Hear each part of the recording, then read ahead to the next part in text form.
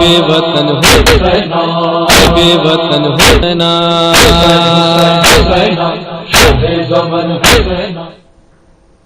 اعوذ باللہ من الشیطان الرجیم بسم اللہ الرحمن الرحیم. موجود ناظرین کرام، پروگرام کربلا کے بعد میں اپنے میزبان رضا چنہ کا سلام قبول کیجیے گا. معذرت خواہ ہوں کہ پچھلا جو پروگرام تھا کچھ ذاتی مصروفیات کی وجہ سے آپ کی خدمت میں حاضر نہ ہو سکا، اس کے لیے معذرت خواہ ہوں. ناظرین کرام، کربلا کے بعد یہ وہ سلسلہ ہے جس میں آل رسول کو جب قید کر کے کربلا سے شام کے بازار سے شام کا زندان اور شام کے زندان سے جب واپسی ہوتی ہے، یہ تمام وہ واقعات، تمام وہ حالات جس سے آل رسول گزری ہے، جو صعوبتیں انہوں نے برداشت کی ہیں، یزید، اس کے حواریوں نے اور وہ لوگ جو اس کے ساتھ تھے، جو ستم اور ظلم ڈھائے ہیں آل رسول پہ، ان تمام واقعات پہ مشتمل یہ ایک پروگرام ڈاکٹر عدیل صاحب نے، جو کہ ہمارے بہت ہی محترم ایک عالم دین، آپ کی بہت ساری خدمات اسلام کے لیے، بہت ساری کتابیں انہوں نے لکھی، کئی کتابیں ان کی یو کے لائبریری میں ریفرنس کے طور پہ بھی یوز ہو رہی ہیں. کافی ساری ریسرچ کے بعد انہوں نے اور ہم نے مل کے یہ پروگرام ترتیب دیا. کوشش یہ کی ہے کہ ان تمام واقعات سے پردہ ہٹایا جائے. حقائق کیا ہیں، تاریخ کیا بتاتی ہے، کس طرح یزید قابض ہوتا ہے حکومت پہ، کس طرح کربلا کا واقعہ پیش آتا ہے، کس طرح آل رسول قید ہوتی ہے اور ان پہ، جس طرح میں نے پہلے عرض کیا کہ کس طرح ان پہ ظلم ڈھایا جاتا ہے. ناظرین کرام، ہم اپنے اس پروگرام میں ہمیشہ کی طرح خوش آمدید کہتے ہیں علامہ ڈاکٹر غلام حسین عدیل صاحب کو. ڈاکٹر صاحب، بہت بہت شکریہ، آپ کا ہمیشہ کا ساتھ ہوتا ہے، اور خاص طور پہ آپ جو ریسرچ کرتے ہیں، تحقیق کرتے ہیں، شکرا، حقائق دنیا کے سامنے لاتے ہیں، ہم آپ کے لیے اس کے مشکور ہیں. ڈی ایم ڈیجیٹل گلوبل ٹیلی ویژن نیٹ ورک خاص طور پہ، یہ ان کی بہت ساری ڈاکٹر ملک صاحب کی کاوشیں ہیں، خصوصی طور پہ اس طرح کے پروگرام جو ہے، تاکہ ریسرچ اورینٹیڈ پروگرام، حقائق جس میں عوام کے سامنے پیش کیے جائیں، یہ ان کی کاوشوں میں سے ایک کاوش ہے. ڈاکٹر صاحب، پچھلا پروگرام بہت سارے واقعات ہم نے ڈسکس کیے، وہ قید و بند کی صعوبتیں، جب قافلہ کربلا سے چلتا ہے، کوفہ، ابن زیاد کا دربار، ابن زیاد کے دربار سے مختلف منازل ہیں، یہ قافلہ طے کرتا جب یزید کی دربار میں آتا ہے، تو حسین کی اس بہن نے جو خطبہ دیا ہے یزید کی دربار میں، بہت تاریخی خطبہ ہے وہ، آج ہم چاہیں گے کہ ہم اس پہ گفتگو کریں. تو اس خطبے کے جو چند اقتصابات، جو اہم موضوعات ہیں، اکثر کن چیزوں کی طرف جناب سر زینب نے جو ہے وہ اشارہ کیا ہے؟ اعوذ باللہ من الشیطان الرجیم، بسم اللہ الرحمن الرحیم. اللہم انا نرغب الیک فی دولت کریمہ تعز بها الاسلام واہلہ وتذل بها النفاق واہلہ. اما بعد فقد قال اللہ سبحانہ وتعالی فی کتابہ المجید، بسم اللہ الرحمن الرحیم. ولا تحسبن الذين قتلوا في سبيل الله امواتا بل احياء عند ربهم يرزقون. صدق اللہ العلی العظیم. میں سب سے پہلے آپ کو، آپ کی پوری ٹیم، اپنے تمام ناظرین سامعین کی خدمت میں ہدیہ سلام پیش کرتا ہوں، اور پروردگار عالم سے دعا ہے کہ وہ ہم سب کو اپنے نیک مخلصین عبادت گزار بندوں میں شمار فرمائے. آمین.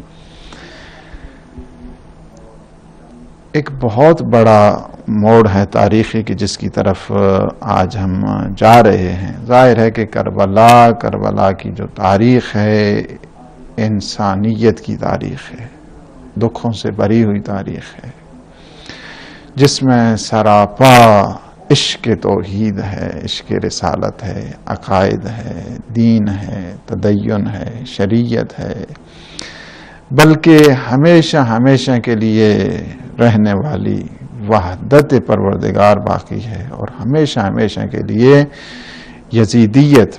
امام علیہ السلام کو جو انقلاب ہے شخص یزید کے مقابل میں نہیں ہے، یزیدیت کے مقابل میں. ہمیشہ ہمیشہ یزیدی صفت جہاں جہاں پہ بھی آئے گی اس کے خلاف انہوں نے اس کو، اس در و دیوار کو امام علیہ السلام نے مسمار کر دیا. میرے پاس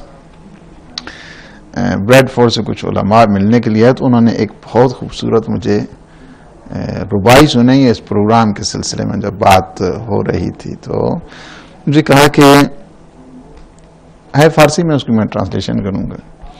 کہتے ہیں کہ ظلم بر محو عدالت سخت می کوشد ہنوز، ظلم بر محو عدالت سخت می کوشد ہنوز، ظالم از خون دل مظلوم می نوشد ہنوز، تا عدالت را کند جاوید در عالم حسین، خون پاکش بر بساط ظلم می جوشد ہنوز. یعنی پورا خلاصہ جو ہے وہ کیا ہے کہ ظلم کی ہمیشہ سر تاپا یہی کوشش رہی ہے کہ عدل و عدالت کو محو کرتے، کوئی حق کی بات نہ کرے، حق اور حقیقت کو جو ہے نا وہ ختم کرتے. اور ظالم اب تک یہی کوشش کر رہا ہے کہ مظلوم کے خون کو کس طرح چوسا جائے. لیکن جب عدالت کی بات آتی ہے نا تو حسین ابن علی ایک دفعہ عالم ہستی میں آ کر عدل کے پرچم کو لہرا کر جہاں جہاں پہ ظلم ہوتا ہے نا وہاں جہاں پہ حسین کا جو خون ہے وہ کھول جاتا ہے. اور اسی کا اگر دوسرے کریں تو بہت اچھا جو ہے وہ شارب لکھنوی نے بھی جو ہے نا وہ اشعار کہے ہیں. انہوں نے کہا کہ رسول سجدے میں اور پشت پہ امام حسین، رسول سجدے میں اور پشت پہ امام حسین، ہمیں نبی نے سکھایا ہے احترام حسین.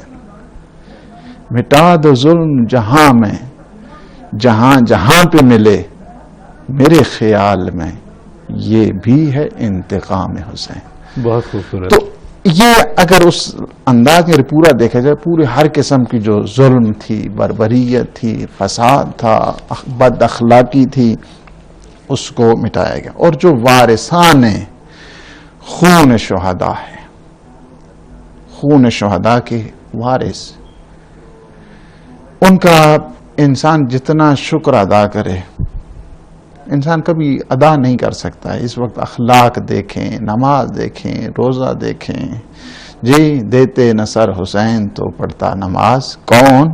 اس وقت جتنی جو اسلامی ریالٹی، اسلامک ریالٹیز جس کو کہا جائے، اقدار اسلامی جسے کہا جائے، تشخصات اسلامی جسے کہا جائے، وہ سارے کے سارے کیا ہیں اسی صدقے سے. اور انقلاب لانا بہت مشکل کام ہے، لیکن انقلاب کو تحفظ کرنا اس سے زیادہ مشکل کام ہے. واقعاً جو جہاد زہرا کی بیٹی نے، علی کی بیٹی نے جو جہاد کیا ہے، ایسی مثال نہ تاریخ میں ملتی ہے، نہ کسی آنکھ نے دیکھا اور نہ کسی کان نے سنا. اور حقائق ہر دم اسلام کی بالادستی ہو رہی ہے، اسلام کی سربلندی کے لیے، اسلام کی سرفرازی کے لیے. ایک لمحہ بھی شکایت نہیں کی اپنے، ایک لمحہ کے لیے بھی نہیں. جہاں جہاں پہ موقع آتا تھا، نگاہ دیکھی کتنی بلند، اتنی نگاہ بلند ہے کہ فرماتے ہیں کہ ما رأیت الا جمیلا، ہم نے جو کچھ بھی راہ خدا میں دیکھا بس خوبصورتی کے علاوہ کچھ نہیں دیکھا. کتنی شہادت خوبصورت ہے، کتنا دین خوبصورت ہے، کتنی شریعت خوبصورت ہے، کتنی نماز خوبصورت ہے. آپ ذرا اندازہ لگا سکتے ہیں اس بی بی کے تقرب الہی کا، ان کمالات کا، کہ خود جن کے متعلق امام حسین علیہ السلام آخری وصیت میں یہ فرمائیں کہ یا اختی زینب، میری بہن زینب، مجھے نماز شب میں نہ بھلائیے گا. جی بہت بڑی بات ہے. امام معصوم کی زبان اقدس سے یہ جملے نکلے. اور میں نہیں کہتا، میرے چوتھے آقا امام سجاد علیہ السلام فرماتے ہیں کہ میری پھوپھی زینب کربلا سے لے کر شام تک واجب نمازیں درکنار، بیوی نے نماز تہجد کو بھی قضا نہیں کی. وہ بیوی معرفت کا وہ عالم ہے، اوج معرفت کی یہ شان ہے. دکھی ہوئی جس کے بھائی مارے گئے، جس کے بچے مارے گئے، بیٹے مارے گئے، بھتیجے مارے گئے، سب قربانی، جوان بوڑھے ہر عمر کے لوگ. کہہ سکتے ہیں انسان کی بیوی آپ یہ دکھی نہیں، کہتے نہیں، آپ اب یہ پیغام پوری کربلا کا پیغام پوری کائنات میں پھیلے گا، پوری کائنات میں پھیلے گا. میں کہوں گا کہ اگر پوری تاریخ انسانیت، تاریخ اسلام حسین ابن علی کے خون کی مقروض ہے نا، تو حسین ابن علی کا خون زہرا کی بیٹی زینب کبریٰ کے ان خطبوں کا اثر ہے، قرض آ رہا ہے آج تک بھی اسلام کے لیے. اور خطبے میں کیا، اور وہ خطبہ ایسا کہ جس میں بڑے بڑے رؤساء شامل ہیں، بڑے بڑے رؤساء بیٹھے ہوئے ہیں، عمراء بیٹھے ہوئے ہیں، ایوان حکومت کے جو ہیں بیٹھے ہوئے ہیں، بڑے بڑے درباری ہیں وہاں پہ، بڑے بڑے سفراء آئے ہوئے ہیں باہر سے. تمام سارے 500 بڑے کرسی نشین جو ہے نا وہ احترام سے کھچا کھچ جو مجمع بھرا ہوا ہے مجمع عام میں، کہ جب یزید گستاخی کرتا ہے کس سے؟ سارے امام کے ساتھ، شراب بھی پیتا ہے یزید، شراب خور، فاسق، فاجر، بے دین، یعنی جسے جو ہیں وہ یہ کہا جائے. اسی وجہ سے اہل سنت کے بہت سارے علماء، بڑے مرحوم تفتازانی، علامہ سیوطی، ابن جوزی، انہوں نے کہا کہ یہ مسلمان نہیں ہیں، یہ کافر ہے. بڑے بڑے جو ہیں عقائد اگر نصفی میں دیکھیں، سلفی میں دیکھیں، تو اس میں بھی جو ہے نا وہ یہی کہا جاتا ہے کہ یہ آدمی اس پہ جو ہے نا فقط تبرہ نہیں ہے، اس سے بڑھ کر بھی اس کے لیے وہ چیزیں ہیں جس کی آپ میں ایک مختصر اگر پورا ایک جملے میں اگر کہوں نا اس کی پوری ہسٹری اور اس کی پوری جو ہے نا وہ، تو میں یوں کہہ سکتا ہوں کہ اس کی جو دور حکومت ہے وہ 60 سے شروع ہوا اور 64 پہ ختم ہوا، یعنی 3 سال کا پیریڈ ہے جی، 3 سال کا اور کچھ مہینے کا پیریڈ ہے. پہلے سال اس نے نواسے رسول کو قتل کیا، رسول خدا کی بہو بیٹیوں کو اسیر کیا، مجمع عام پھیرایا، پہلے سال کی اس کی بات. دوسرے سال واقع حرہ جو ہیں تمام مورخین نے اس پہ لکھا ہے، تبری نے لکھا ہے، سوائق مورخہ نے لکھا ہے، پھر علامہ سیوطی نے لکھا ہے، تاریخ خلفاء میں یہ موجود ہے. یہ جو واقع ہیں اس میں تمام متفق ہیں، اس میں متفق. دوسرے سال اس نے جو ہے واقع حرہ جو ہوا ہے، جو مدینہ کے مشرق کی طرف واقع ہے جگہ، حرہ مقام کا نام جی، کہ جب انہوں نے بغاوت کی یزید کے خلاف تو اس نے 700 تاریخ جو ہے تاریخ اٹھا کے 700 صحابیوں کو ایک شب میں قتل کرایا یزید نے، یزیدی فوج نے. 700 صحابی ایک شب میں قتل ہوئے. 10,000 آدمی انہوں نے 3 دن میں قتل کی. 10,000 آدمی، اتنا قتل عام کیا ہے، اتنا قتل خود مدینہ میں. پھر یہ دیکھیں کہ نہ فقط زبان جو ہے نا وہ بیان کرنے سے قاصر ہے اس کے مظالم.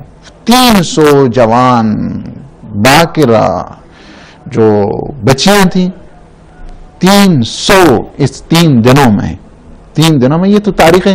یہ مجھے نہیں سمجھ آتی ہے کہ یہ کہاں کے وہ پڑھنے والے جو یزید کی دفاع کرنے والے، یزید کی مدافعت کرنے والے، میں کہتا ہوں کس دستگاہ سے پڑے ہوئے، کس تاریخ کو پڑے ہوئے، کیسے وہ اس کو جو ہے اللہ کی رضایت میں شامل کریں ہوئے. انہیں اتنا جو تاریخ اسلام کو مسخ کرے، انسان نما درندہ ہو، اتنے سارے ریفرنسز دیے ہیں. یہ ہر ہر اتنی عقل، اتنی فہم، اتنی فراست، اتنا مطالعہ نہیں ہے کہ یہ سب نے لکھا ہے. اس پہ بڑے بڑے علماء کو عام لوگ نہیں ہیں، مرے ہوئے ملا حضرات کے جن کی فہم و فراست، جن کی جو ہے محدثین ہیں، مفکرین ہیں، اور ان کی اگر آپ دیکھیں تو وہ ایک جو ہے نا وہ پناہ شمار کیے جاتے ہیں ان کی. یعنی صورتحال، اس صورتحال کو اگر دیکھیں. پھر پہلا سال وہ کہ رسول کے گھر کو تباہ کیا، دوسرا سال رسول کے مدینے کو تباہ کیا. تیسرا سال کیا ہے؟ تیسرا سال اگر آپ دیکھنا چاہتے ہیں تو وہ کیا ہے کہ اللہ کے گھر کو تباہ کیا. یعنی یہ تو 3 سال جو ہے نا اس کا دور ہے. اب اس کے بعد بھی جو ہے اگر اس کو وہ کرتے رہیں تو مجھے نہیں سمجھ آتی کہ یہ کس قسم کا جو ہے نا وہ. آپ ایک چیز دیکھیں کہ جس پلیٹ فارم پہ یہ بات کی جاتی ہے، جب اس چیز کو آگے بڑھایا جاتا ہے، اتنے سارے علماء سن رہے ہوتے ہیں یہ بات، اتنے سارے ریسرچ اسکالر یہ بات سن رہے ہوتے ہیں. کبھی کسی ایک شخص نے اس چیز کو پوائنٹ آؤٹ نہیں کیا کہ جی آپ جس چیز کی بات کر رہے ہیں، کبھی آپ ذرا تاریخ پہ نظر ڈال کے دیکھیں کہ اتنے سارے ریفرنسز اور وہ جید علماء کسی بھی فقہ سے اس کا تعلق ہے، وہ اہل سنت سے بھی ہیں، وہ اہل شیعہ سے بھی ہیں، اور اس کے علاوہ اور بھی جو فقہ ہیں ان سے ان کا تعلق ہے، لیکن کسی نے بھی آج تک اس چیز کی جرات نہیں کی کہ جی آپ جو یہ بات کر رہے ہیں یہ تو تمام ریفرنسز اس کے خلاف ہیں. جی جس کو آپ اتنا بڑا چڑھا کے پیش کریں. اور پھر دوسری چیز ڈاکٹر صاحب جو میں ایک اہم آپ سے پوچھنے جا رہا تھا، یزید کا خاندان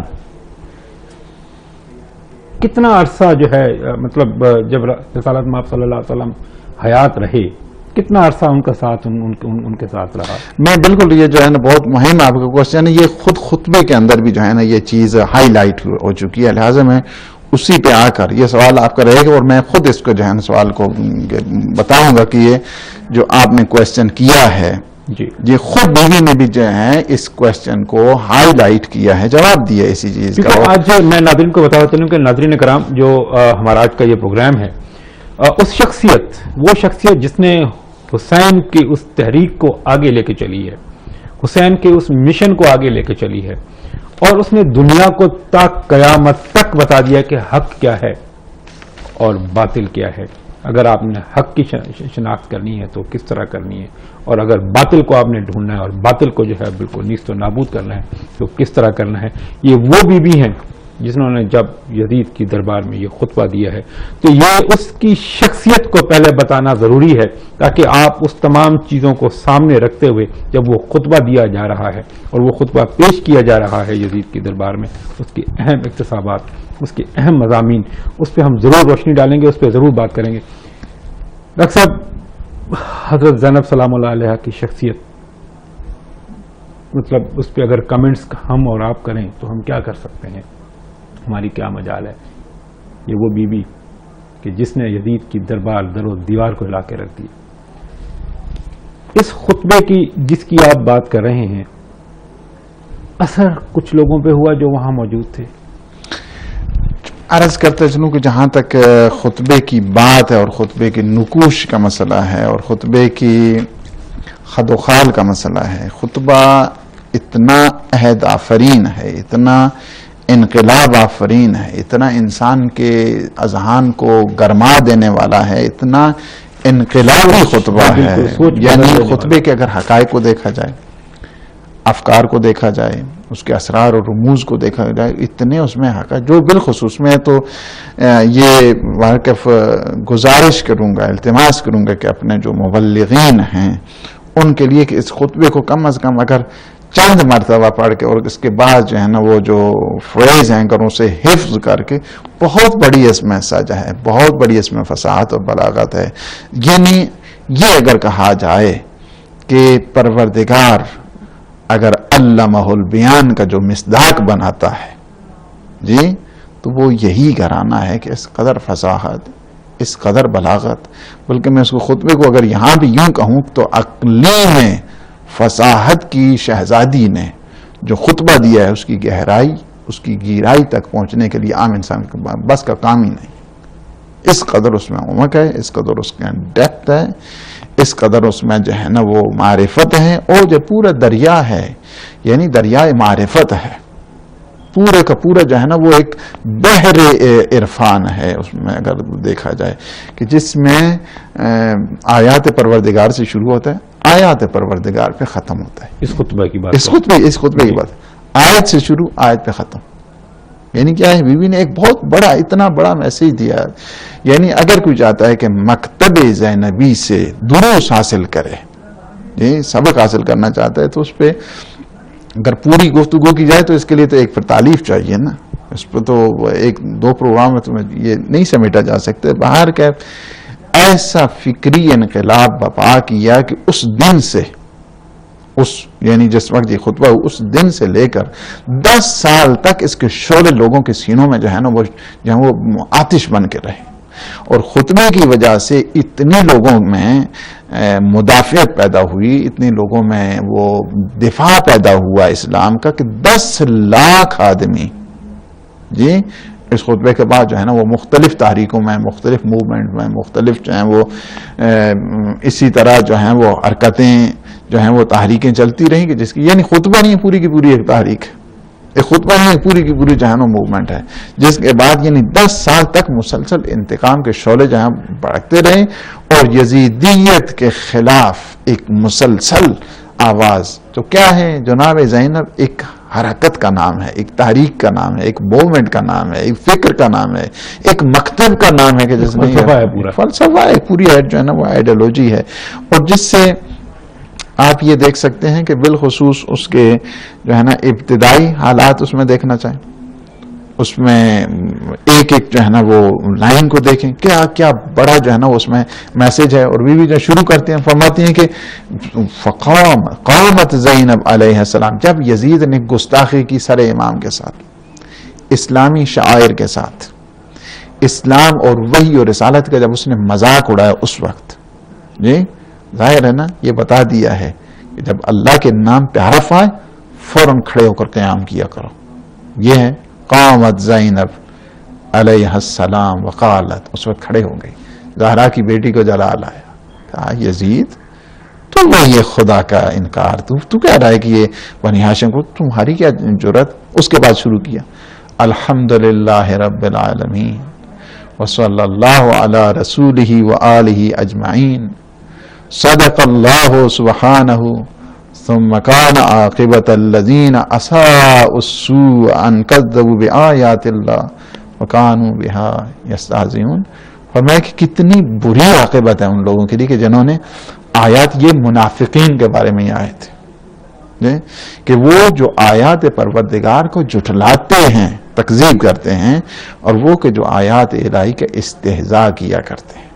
یعنی کیا ہے کہ اس خطبے میں سب سے پہلی چیز کہ جس کی طرف جو ہے متوجہ کیا گیا ہے وہ یہ ہے کہ آیات الہی کے ساتھ جو مذاق اڑانے والے لوگ ہیں ان میں سے جو ہیں شمار کیے، یعنی منافقین کا وہ ٹولہ، منافقین کا وہ گروہ کیا ہے؟ سب ایک بڑی منظم سازش نہیں ہے دین کے خلاف؟ مطلب میں اگر اس پورے حالات کی طرف آپ کی توجہ دلاؤں کہ جہاں پر ایک تسلسل کے ساتھ لوگوں کو گمراہ کیا جا رہا ہے، دین سے دور کیا جا رہا ہے، قرآن کی تعلیمات سے دور کیا جا رہا ہے، وہ تمام برائیاں، وہ تمام جتنی بھی چیزیں ہیں جو اسلام نے حرام قرار دی ہیں ان کو حلال قرار دینے کی کوشش کی جا رہی ہے، یہ ایک ٹکراؤ نہیں ہے قرآن کے ساتھ اور دین الہی کے ساتھ اور توحید کے ساتھ؟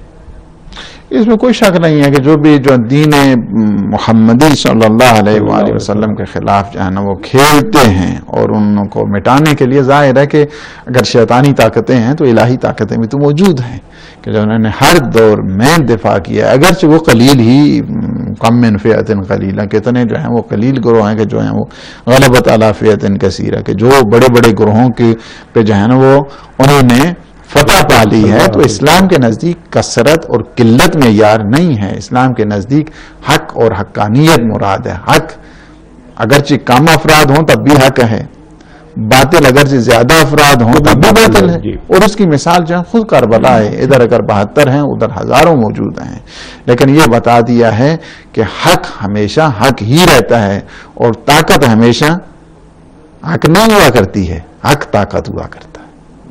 یعنی طاقت آ جائے، جی اگر طاقت آ جائے تو اس کا مطلب یہ نہیں کہ وہ حق آ گیا ہے، بلکہ حق بذات خود طاقت ہے، حق ہی طاقت ہوا کرتا ہے، طاقت حق نہیں ہوا کرتی۔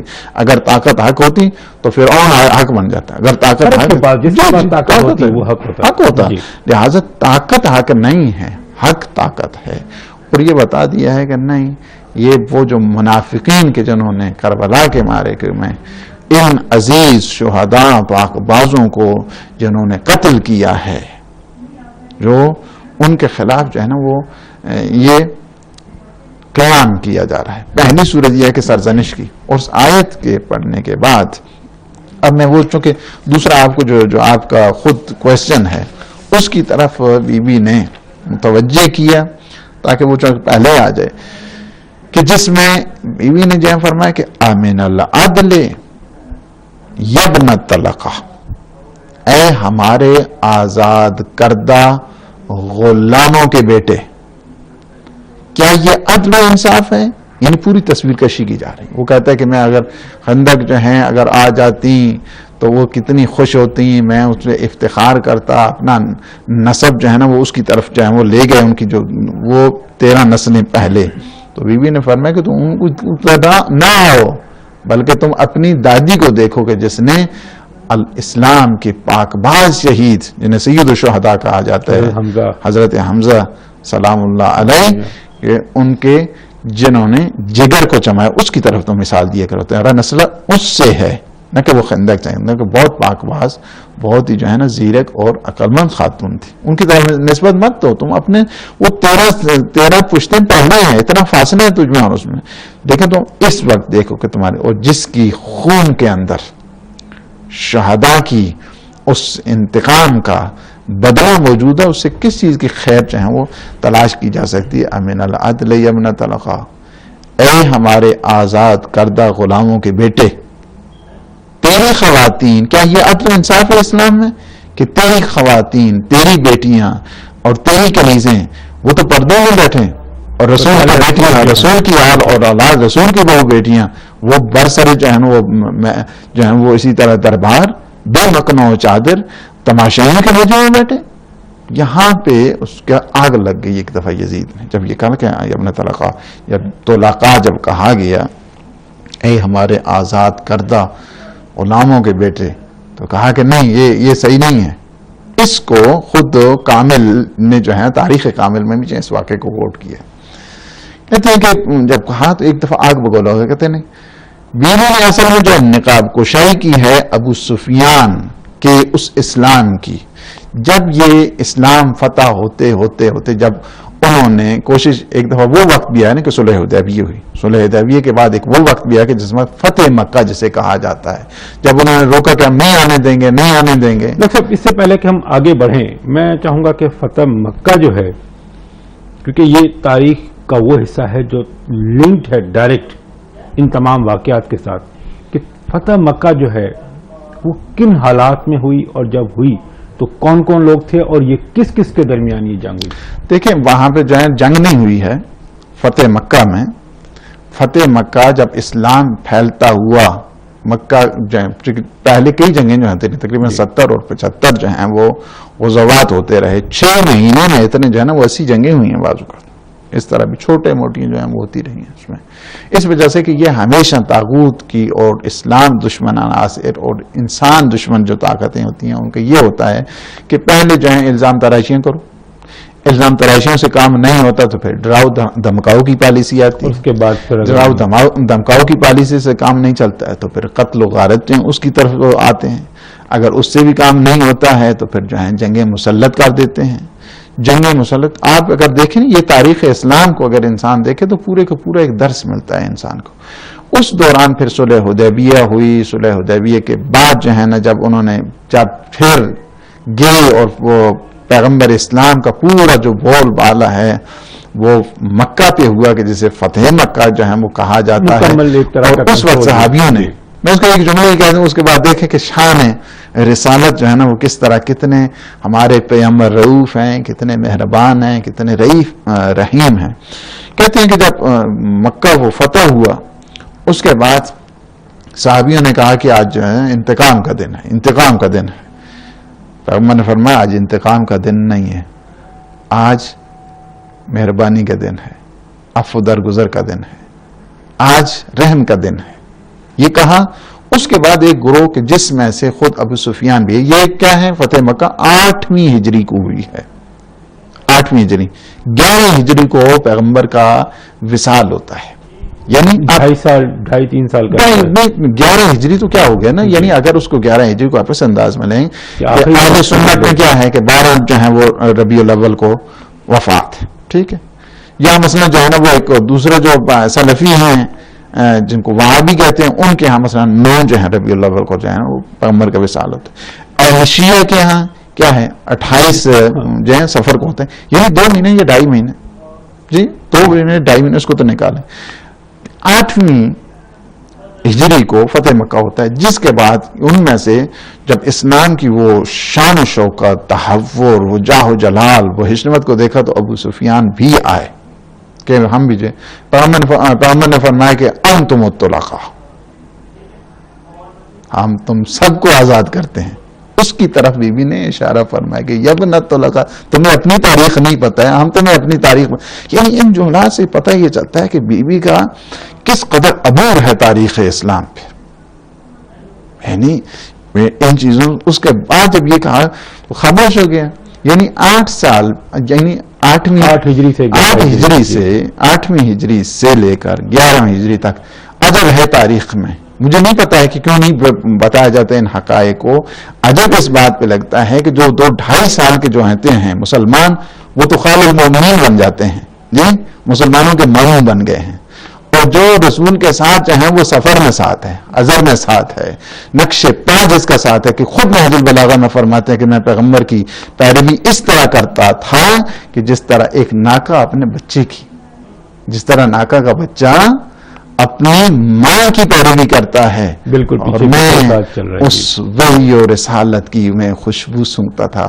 آقا رسول مجھے اپنے غذا، مجھے دانتوں سے چبا کر مجھے کھلایا کرتے تھے، اپنے لعاب دہن سے مجھے علم اور مودت اور رحمت دیا کرتے تھے۔ ان کو لوگ چھوڑ گئے، وہ کیا ہیں جو 2-2.5 سال کے مسلمان ہیں، وہ غالب مومنین بن گئے، مومنین کے ماموں۔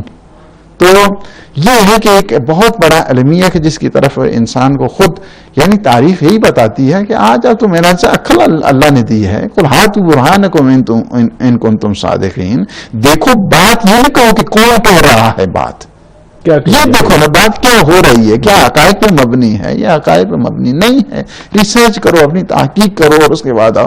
یہ کیا ہے، یہ فتح مکہ کے بعد ابو سفیان خود مسلمان ہوا، فتح مکہ کے بعد۔ تو اس کا پیریڈ ابو سفیان کا 2.5 سال کا ہے میکسیمم، جی یہ کہا جائے تو غلط نہ ہوگا ڈاکٹر صاحب؟ جی یعنی میکسیمم اگر کہا جائے تو 2.5 سال کا ہے۔ تو باہر کا اس کی طرف جو ہے اشارہ کیا، چونکہ کوشچن آپ کا آ گیا تھا تو میں نے اس کو پہلے اس بات کو لے کے آ گیا کہ یہ ہے کہ اگر تاریخ اسلام کا صحیح حقیقی معنوں میں اگر مشاہدہ کرے تو انسان کو یہاں تک یہ بات 3 تصویر حقائق اس خطبے سے ایک انداز کے ساتھ انسان کو پتہ چلتی ہے کہ تمہاری کنیزیں پردے میں بیٹھے ہیں، تمہاری خواتین پردے میں بیٹھے ہیں۔ ڈاکٹر صاحب اس میں ایک بڑا اہم پہلو سامنے آیا، جیسا ابھی آپ نے کہا کہ فتح مکہ کے بعد ابو سفیان جو ہے وہ مسلمان ہوتا ہے، تو اس کا مطلب ہے کہ جب تک اسلام کی وہ طاقت مطلب اس عروج پہ نہ تھا تو یہ ہر وقت مخالفت ہی کرتا آیا ہے، جب بھی اس کو موقع ملا ہے اس نے مخالفت کی ہے۔ میں اس میں چونکہ اگر جائیں گے تو پھر اس میں ذرا زیادہ لمبی، میں ایک فقط یہ کروں کہ بعض جو ہے نا فقط تحور کو دیکھتے تھے، اسلام کے تحور کو دیکھ کر جو ہے مسلمان ہوتے تھے، اور یہی چیز تھی نا ابو سفیان جب خود آیا امیر المومنین کے پاس جو مسئلہ بنا ہوئی، تو ان مسائل کی موجودگی میں پیغمبر کے وصال کے بعد تو کہا کہ ہم تو یہ کر دیں گے۔ امام نے فرمایا کہ تم کب سے اسلام کے خیر خواہ ہو گئے ہو؟ جی کب خیر؟ خود معاویہ کو خط خود نہج البلاغہ میں ہے، امام علیہ السلام فرماتے ہیں کہ تمہیں پتہ نہیں ہے۔ ڈاکٹر صاحب قطع کلامی کی معافی، ہمارے ساتھ ایک مہمان ہیں، ٹیلی فون لائن پر سے بات کرتے ہیں۔ السلام علیکم۔ السلام علیکم سر۔ وعلیکم السلام میرے محترم، آپ کو خوش آمدید کہتے ہیں پروگرام کربلا کے بعد میں۔ جی سر، جی آپ کا نام پوچھ سکتا ہوں میں؟ گلفام حسین میرا نام ہے سر۔ جی کہاں سے بات کر رہے ہیں آپ؟ میں جی لندن سے کر رہا ہوں۔ جی گلفام صاحب کیا کہنا چاہیں گے آپ میرے بھائی؟ جی کہنا میں یہ چاہتا ہوں، ایک تو 11 بجے کون کال کرے گا آپ کو لائیو؟ پروگرام تھوڑا لیٹ ہے، یہ بھی ٹھیک ہے، کوئی بات نہیں، کچھ تو دیر آئے درست آئے۔ تو باقی میں ایک مثال دینا چاہتا ہوں، نیم حکیم خطرہ جان، جی جی نیم ملا خطرہ ایمان۔ تو مولانا صاحب جس طرح پیش کر رہے ہیں، مثلاً اسلام ایک چیلنج مذہب ہے، آپ چیلنج کرتے ہیں کہ یہ حقیقت ہے، تو جب اس پہ کوئی بھی سوال کر سکتا ہے، ہندو بھی کر سکتا ہے، سکھ بھی، پھر ڈرنا نہیں چاہیے۔ بالکل جی۔ اور عالم یہاں پر وہ بیٹھنا چاہیے جس کو کچھ پتہ بھی۔ جی بہت شکریہ آپ کا جی گلفام صاحب۔ ہماری کوشش یہ تھی کہ تاریخ کے اس حوالے سے اگر آپ کوئی بات کرتے تو بڑی اچھی بات ہوتی. ہم چاہتے ہیں کہ آپ کی اس بات کو شامل کریں. اگر آپ دوبارہ کال کریں تو یقیناً ہم آپ کی کال کو شامل کریں گے. ڈاکٹر صاحب، بات پھر وہیں ہو رہی ہے کہ جہاں پہ ابو سفیان اور یہ پورا سلسلہ ہے کہ مسلمان ہوتے ہیں، 2.5 سال کا پیریڈ ہے، اور وہ اس کے بعد اجارہ داری کی ایک بات آتی ہے کہ جی تمام جتنی بھی باتیں کی جاتی ہیں اس میں ان کی ایک بات کو ترجیح دی جاتی ہے. یہ مطلب یہ جو آپ کہنا چاہیں، بات صرف یہاں ختم نہیں ہوتی. بات ان تمام حقائق کو دیکھیں کہ اس پیریڈ کے دوران جتنے حقائق سامنے آئے، اور اس کے بعد یہ ایک فیملی کا ایک تسلسل ہے. یہ ایک جگہ ختم نہیں ہوا، اور یہ کربلا اور کربلا کے بعد کے واقعات، یزید کا تخت نشین ہونا اور یزید کا جو ہے وہ قتل حسین کرنا اور یزید کا بیویوں کو بازار میں، یہ ایک پورا تسلسل ہے، یہ ایک پورا اس سے لنک بنتا ہے. تو کہانی کو جو ہے یا تاریخ کی کسی بھی چیز کو اگر آپ دیکھنا چاہیں تو صرف ایک جگہ سے نہیں کہ جی کربلا اور کربلا کے بعد سے ہم لے کے چلیں. میں صرف ناظرین کو آپ کے توسط سے ایک گزارش جو ہے میں چاہوں گا کہ اگر آپ کریں کہ تاریخ کو وہ کس طرح دیکھیں، کیا صرف کربلا کے بعد سے دیکھیں یا کربلا سے پہلے کے واقعات کو بھی ساتھ لے کے چلیں؟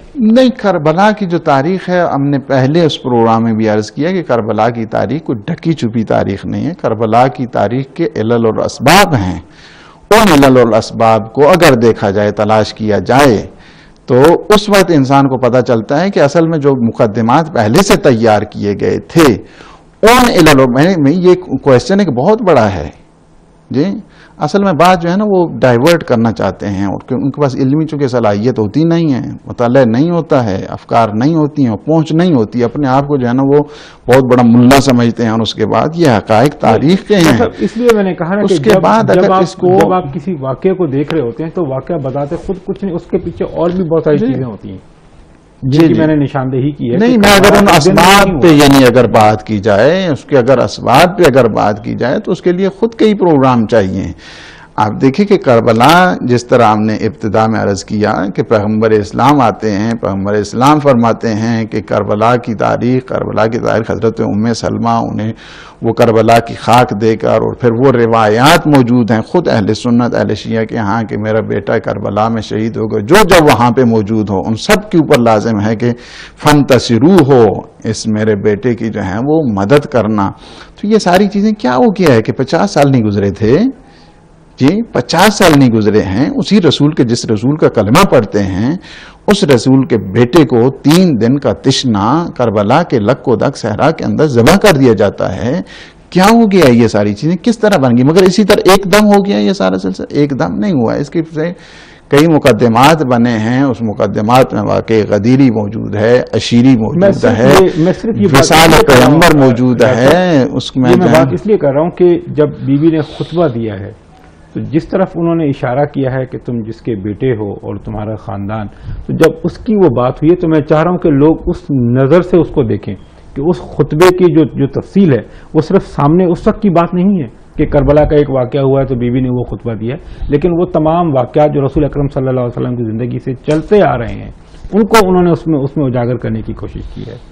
جی سارا اس خطبے میں جو ہے وہ سب چیزیں جو ہے نا ایک حقائق کو پورے جو ہے نا وہ کنسائز کر کے پیش کر دیے گئے خطبے کو، اور اس میں اتنے مفاہیم ہیں، اتنے معانی ہیں، اتنی میننگز ہیں، اتنا میننگ فل جو ہے نا وہ یہ سرمن ہے، معمولی نہیں ہے. اس کے لیے تو کافی جو ہے وہ زحمت کرنے کی ضرورت ہے. اس میں ایک دفعہ پڑھنے سے بھی یہ سمجھ نہیں آتا ہے خطبہ.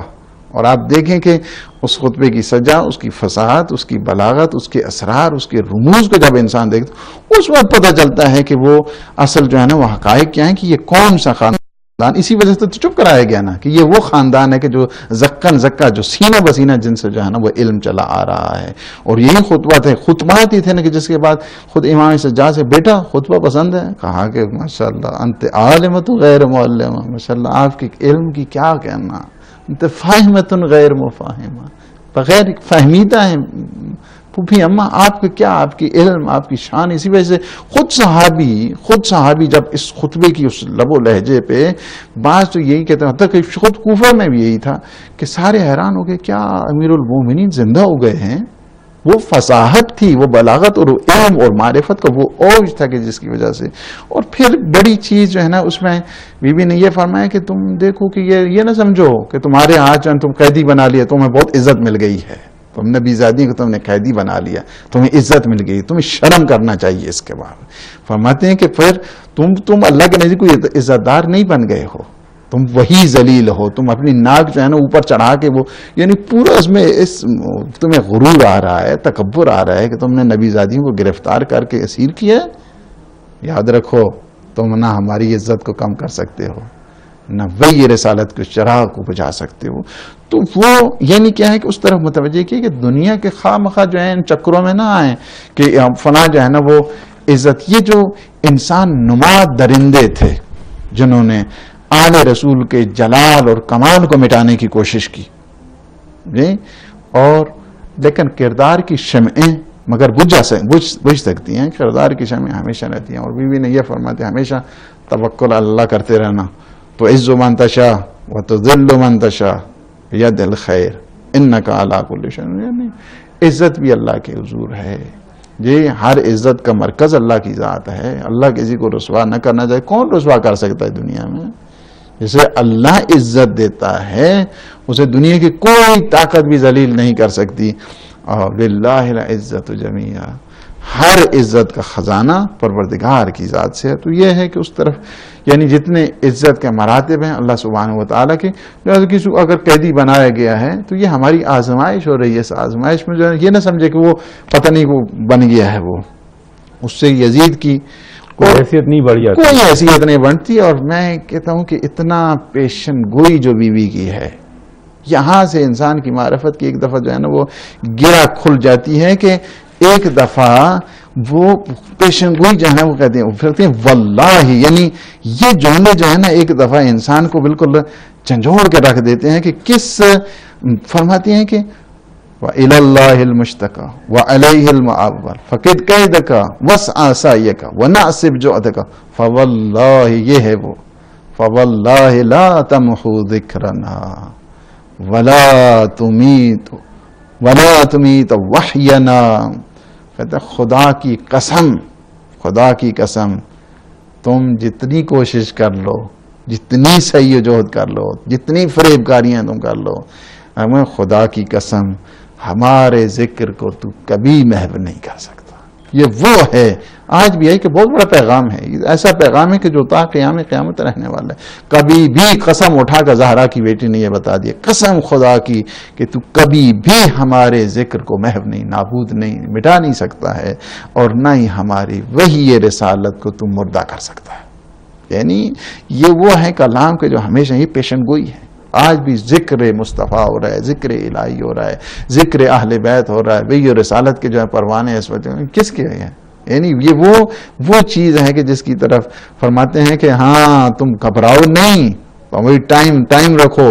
یوم یناد المنادی الا لعنت اللہ علی الظالمین. یہ سب قرآن کی آیتیں ہیں. الا لعنت اللہ علی القوم الظالمین. جی تم گھبراؤ نہیں کہ ایک منادی جب ہاتف غیب سے آواز دے گا کہ آج اب ظالموں پہ اللہ کی لعنت ہو. ڈاکٹر صاحب ہمارے ساتھ ایک مہمان ہیں، ان سے ذرا بات کرتے ہیں. السلام علیکم. جی السلام علیکم جی، میرا نام مقصود حسین سید ہے، میں واٹفورڈ سے عرض کر رہا ہوں. جی مقصود صاحب آپ کو خوش آمدید کہتے ہیں. میں یہاں کسی تفاوت یا کسی اپنے عقیدہ کے خلاف یا اس کے حق میں نہیں کہوں گا، وہ تو آدمی کا ذہن بنا ہوا ہوتا ہے. میں مولانا سے پھر واقع ایک سوال پوچھنا چاہتا ہوں جی کہ واقع کربلا کے وقت دو ہی کیمپ تھے، ایک حسینی کیمپ اور ایک یزیدی کیمپ تھا.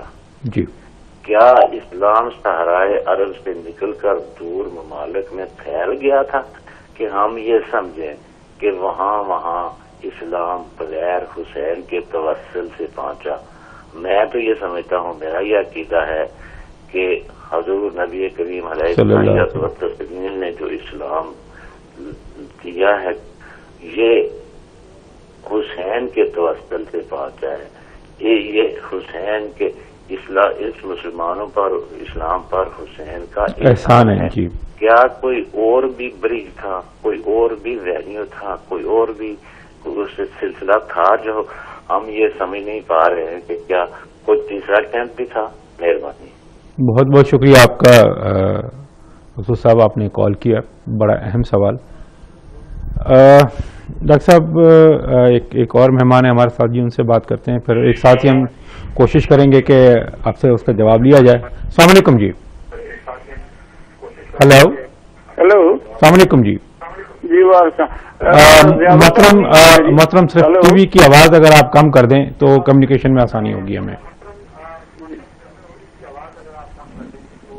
हेलो जी, टीवी की आवाज़ प्लीज कम कर दीजिएगा, इस तरह कम्युनिकेशन में प्रॉब्लम होगी हमें। आवाज़ कम कर जी जी दी है। जी जी जी मोहतरम। अच्छा नहीं लगता बीच में आपके प्रोग्राम में आए लो ना, आप दोनों साहिबान के लिए जस्ट मेरे कॉम्प्लीमेंट्स हैं कि अल्लाह ताला आपको जज़ाए खैर दे। बहुत अच्छा प्रोग्राम है। बहुत शुक्रिया आपका जी। बस वो जज्बात थे कि वो काबू नहीं पा जी, बहुत शुक्रिया आपका, आपके जज़ाए खैर के लिए आपके बहुत शुक्रिया। आप जैसे बहुत सारे हमारे जो हैं वो जो हमारे व्यूअर्स हैं उनके बहुत सारे जज्बात, हम उनकी कदर करते हैं और आपके मशकूर हैं कि आप ऑन एयर आके बात करते हैं और अपने जो है वो जज्बात का, अपने ख्यालात का, अपने महसूसात का, अपने इमोशंस का आप इजहार करते हैं। आपका बहुत शुक्रिया। ये भी एक छोटा सा जो है ना वो एक हदिया है उस ज़ात के लिए कि जिसके ज़रिए से मैं ये कहूँगा कि वो जो इस्लाम का परचम था वो हुसैन जो लेके चले हैं। जिस तरह मेरे एक कॉलर ने अभी कॉल की कि किस तरह फैला, जाहिर सी बात है जी कि रसूल का वो नवासा कि जब उसको शहीद किया जाता है तो यही बीवी ज़ैनब सलामुल्लाह अलैहा उस पैगाम को लेके आगे चलती हैं। हुसैन का कत्ल मामूली कत्ल नहीं था, इसने पूरी कायनात को हिला के रख दिया और हक और बातिल की ये जंग जो ये सिलसिला है ये दो हिस्सों में तकसीम हो गया और ये क़यामत तक चलेगा। डॉक्टर साहब बड़ा मुख्तसर सा टाइम है, हमारे जो दो कॉलर थे एक ने सवाल किया कि मैं उसमें वाकई उन्होंने बहुत मुहिम उनका क्वेश्चन है, इस तरफ खुद पैगम्बर इस्लाम ने भी मुतवज्जे किया है। फरमाया है कि इन्नल हुसैन मिस्बाहुल हुदा व सफीनतुन निजाह, तहकीक मेरा हुसैन चराग़ हिदायत है और निजात का सफीना है, निजात की कश्ती है। यानी अगर किसी को निजात चाहिए तो सफीना निजात हुसैन है, अगर किसी को हिदायत चाहिए तो मशअल राह मशअल हिदायत हुसैन है। फिर इन लिक़त्ल हुसैन हरारत फरमाते हैं कि हुसैन इब्न अली, जिस तरह जो है पेशन गोइयाँ पैगम्बर फरमाते थे कि हुसैन इब्न अली का जो ये शहादत है कि ऐसी मोमिनीन के दिलों में हरारत पैदा करेगी कि कभी वो हरारत जो है ना मिटने वाली नहीं है।